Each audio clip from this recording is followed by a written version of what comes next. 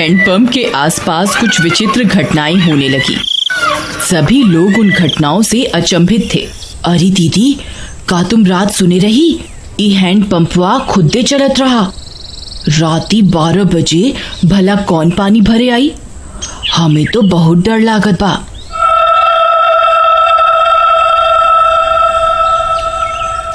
हाँ रानी, हम सुने रही। हमार रिंकिया के पापा तक कहत रही कि हम जाके देखा। हम उनके रोक लिहिस, कौन जाने का बला हुई। फिर उसी रात फिर से 12 बजते ही वह हैंडपंप खुद से चलने लगा।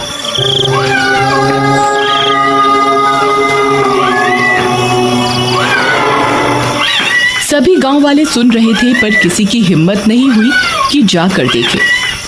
फिर सुबह होने पर, अरे मीना दीदी, चला हो हैंडपंपवा पर पानी भरे के, हमें अकेले जाते डर लागत बा। फिर वे दोनों हैंडपंप पर जाती हैं। वहां पहुंचकर उनकी आंख फटी की फटी रह जाती है। वहां किसी के पैर का निशान होता है जो इंसानी पैर से दुगने साइज का होता है। ई देखा हो रानी, हम कहत रहे ना कुछ गड़बड़ जरूर बा। ई देखा, भला किस इंसान के इतना बड़ पैर हुई। तभी वहां पिंकी आ जाती है। अरे दीदी, क्या हुआ? आप दोनों इतनी परेशान क्यों हैं? ई देखो बहन, इतना बड़का पैर, लागत है कौनो शैतान ई हैंडपंपवा पे आया रहा। कम ऑन दीदी, कोई प्रैंक कर रहा होगा। हमारी सिटी में तो ऐसे बहुत करा जाता है। अरे आप शहर से आई रही पिंकी बहन, आप ये सब ना समझी। फिर रात होने पर हैंडपंप फिर खुद से चलने लगता है।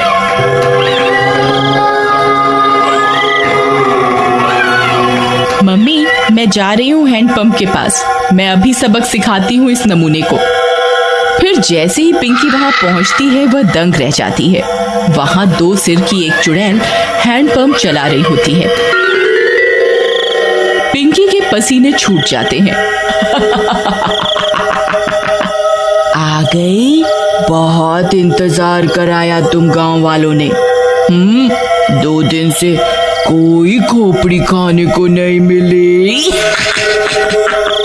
मेरा तो सिर ही दर्द हो गया ये हैंडपंप चला चला के।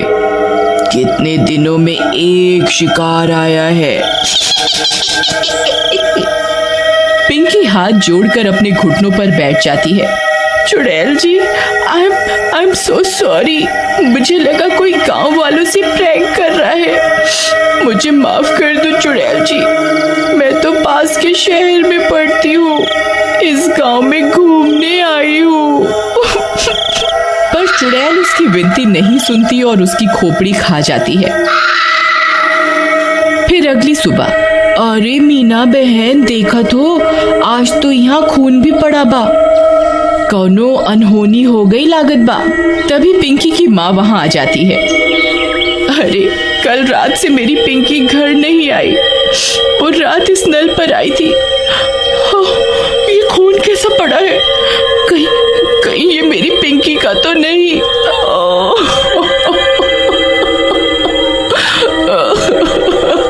अरे भौजाई, हम उसे कल ही कहे रहे कि ज्यादा लेक्चर का झाड़ो। लगता है उसके साथ कुछ गलत हुई गवा। थोड़ी देर में झाड़ियों में उन्हें पिंकी की सिर कटी लाश दिखती है।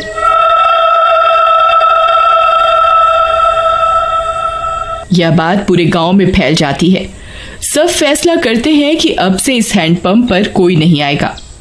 फिर रात होने पर वह चुड़ैल फिर से हैंडपंप पर आकर उसे चलाने लगती है, पर कोई नहीं आता। लगता है गांव वाले चालाक बन रहे हैं। इनको किसी और तरकीब से बुलाना होगा, नहीं तो हम भूखी मर जाएंगी। हाँ, पर करें क्या?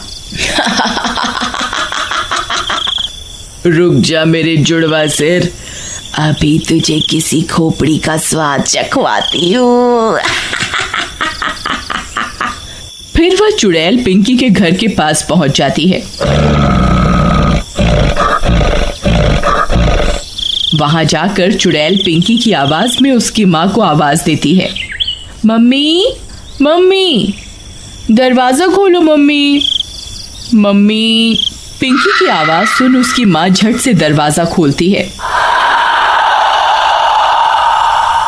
वह बाहर चुड़ैल को देख पिंकी की माँ कांपने लगती है। पिंकी, ये तुझे क्या हुआ? चुड़ैल की एक खोपड़ी अपनी लंबी जीभ से पिंकी की माँ को जकड़ लेती है। मैं कोई पिंकी विंकी नहीं। तेरी पिंकी तो कब की हजम भी हो गई होगी।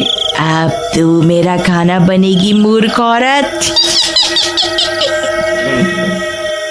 फिर चुड़ैल उसकी खोपड़ी काट कर निकाल लेती है और उसे खा जाती है।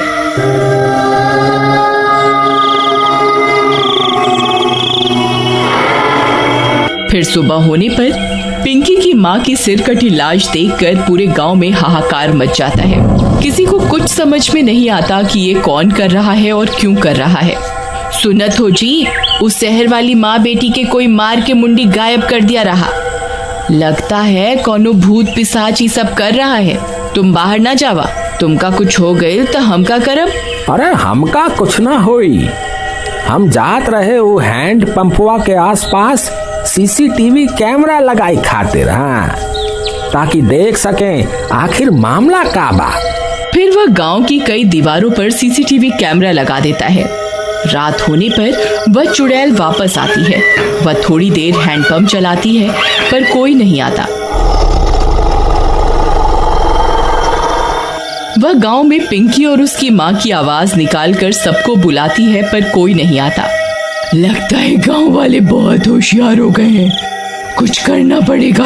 हाँ, कुछ तरकीब सोचो, नहीं तो अगर हम 2 दिन भूखी रही तो मर जाएंगी। गांव वाले हैंडपंप से पानी नहीं भर रहे पर कुएं से तो भर रहे हैं।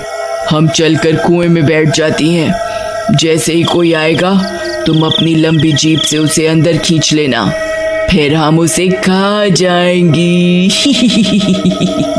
हाँ, सही कहती हो। फिर वह चुड़ैल कुएं में जाकर छिप जाती है। सुबह होने पर, अरे सुबह सुबह कहाँ जावत बा? रात तू शैतानी शक्ति सारे गांव में घूम रही। अरे तू डरा ना, हमार राजकुमारी, हमका कछु ना हुई। हाँ, हम जाए रहे सीसीटीवी कैमरा से रिकॉर्डिंग ले खातिर। हाँ, अच्छा जावत ही हो तो मटका में पानी भर लावा कुआं से। फिर रानी का पति मटका लेकर निकल जाता है। अरे पहले रिकॉर्डिंग निकाला कि कुएं पे जावा? चलो पहले कुएं पे चलते हैं, नहीं तो वहां भीड़ हो जाए। फिर वह कुएं पर जाता है। जैसे ही वह कुएं में अपना घड़ा डालता है, चुड़ैल का सिर अपनी जीभ से लपेट कर उसे अंदर खींच लेता है। वह कुछ बोल भी नहीं पाता और चुड़ैल उसकी खोपड़ी खा जाती है।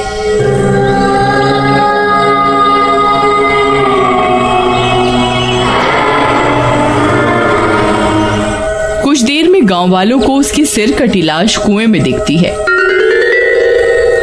इस बार और कोहराम मच जाता है। हम कहर,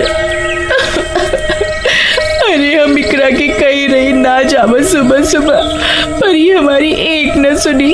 हम तो लुट गईली, बर्बाद हो गईली। हे राम।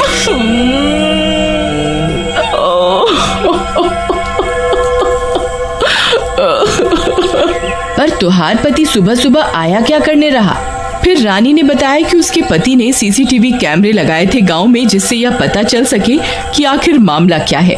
फिर वे सब गांव वाले सीसीटीवी कैमरे से रिकॉर्डिंग निकालते हैं, टीवी पर चलाते हैं और चुड़ैल का सारा सच उनके सामने आ जाता है।